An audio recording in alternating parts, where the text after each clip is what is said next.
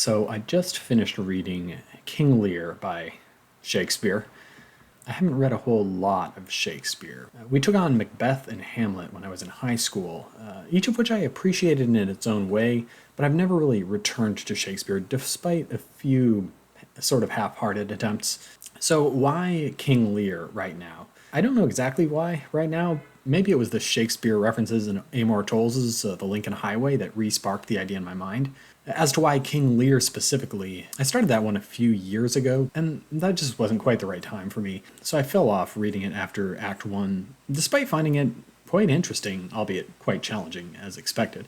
Now, since this work has received over 400 years of criticism and analysis, I don't expect that I can add to the analysis out there as substantially, relatively speaking, as I might with lesser-known works.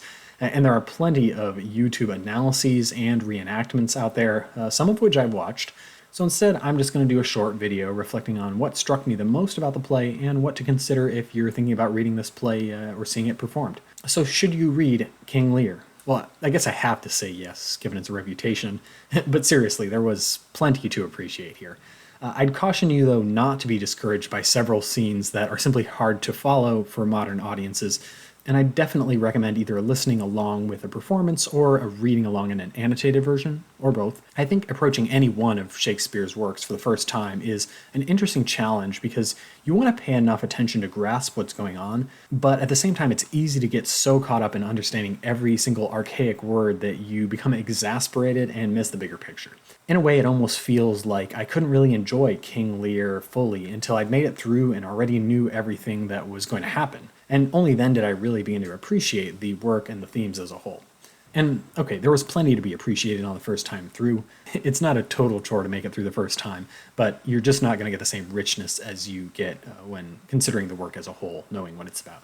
Also, although I can't really compare King Lear to Shakespeare's other works, since it's the only one I really remember well, this is a pretty dark play that leads its characters to pretty dark places. But at the same time, I also think people who leave the description at that are missing something very important, because throughout this tragedy, we see that it's only once characters have reached those very dark places that we really see what they're made of, that they really see what they're made of, that they achieve some new perspective on life. Of course, you could certainly point out that in King Lear, rather than serve as new beginnings for our characters like Lear and Gloucester, these hopeful reawakenings often simply become brief moments of solace before their deaths or before further tragedy.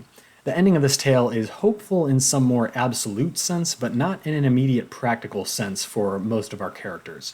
No one escapes from the consequences of his or her actions, not even those whom we might want to forgive because they've had their eyes opened and repented. And actually, that wording is a little odd because for one of the characters, it's only the act of literally having his eyes violently removed that finally allows him to see his former blind spots. Some other videos I watched discussed a theme of love in the play, one that I didn't quite grasp as such on my first reading, but that is certainly there. This actually resonated with me quite a bit because I recently watched one of Javier Rivera's old videos filmed around Christmas time, where he explores what it really means when we require or expect others to do something for us to prove that they love us.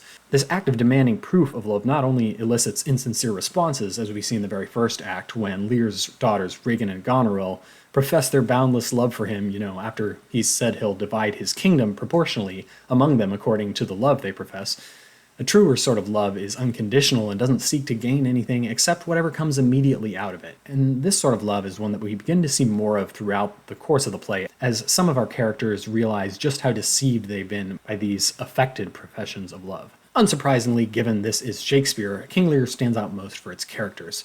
While we certainly have a few of them who seem rotten through and through, most characters are more complicated, having made some serious mistakes, but also demonstrating some capacity for redemption. I've read in a few places that this idea of dynamic characters who change throughout the play instead of remaining static was actually quite innovative for Shakespeare's time, though I can't really speak too much to that myself. Certainly, though, we see transformations in many of our characters. Most prominently of all, Lear himself, a fascinating character, makes a really bad first impression on his audience in the first scene when he partitions his kingdom amongst his daughters, creating the impression that he's hoping to buy their love.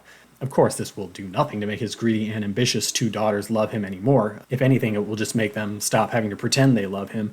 And his other daughter, Cordelia, loved him plenty enough and doesn't need a third of the kingdom to secure this love.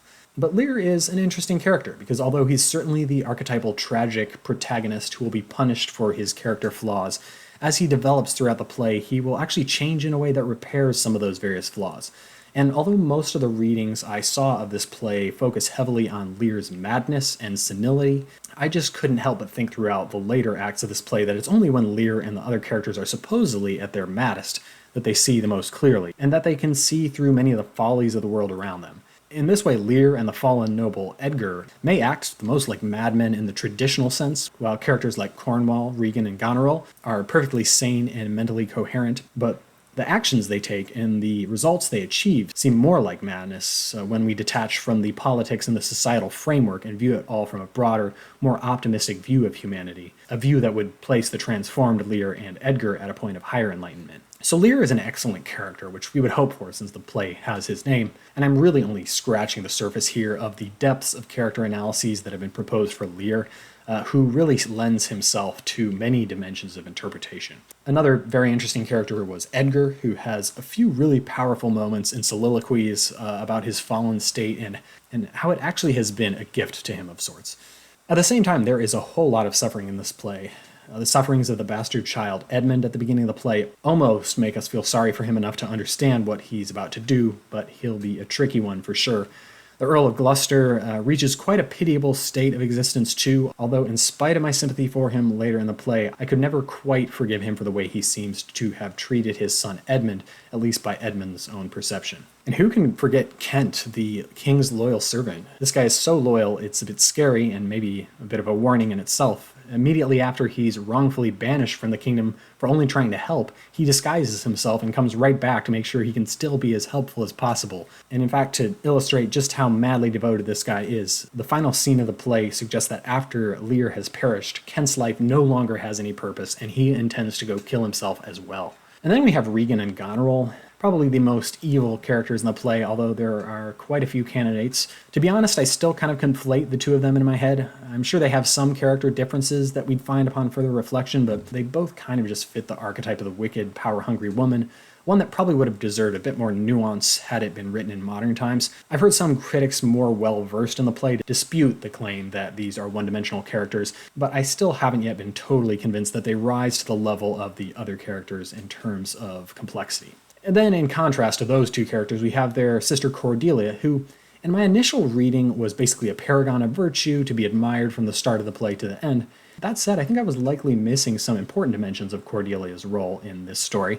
In an excellent YouTube series by the late Professor Paul Cantor, he argues convincingly that the tragic conflict at the center of this play is not between King Lear and his obvious enemies Regan and Goneril, but rather between King Lear and Cordelia, the former who fails to dispense with this political charade of awarding his kingdom proportionally based on his daughter's professed love, and the latter who fails to budge on her strict sense of morals and go along with this plan that would require her to publicly flatter her father, despite that this action by her will spell certain political disaster for the entire kingdom. In fact, if you've read or seen the play and are up for a really deep dive, Paul Cantor's lectures are really the place to look. In about 4 total hours of content here, he goes through the play in sequence and explores its themes, one act at a time, exploring the politics, the philosophy, the plotting, and the overall impact of the play, highly aware of its context within its time.